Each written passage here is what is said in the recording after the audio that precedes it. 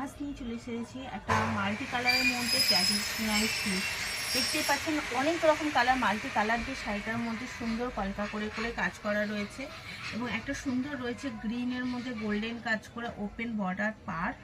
শাড়িটার মধ্যে বিভিন্ন ধরনের কালার দিয়ে সুন্দর কাজ করা। একটু শাড়িটা ঘুরিয়ে দাও।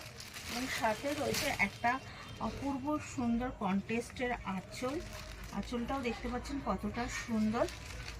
এটার দাম মাত্র 1499, 1499।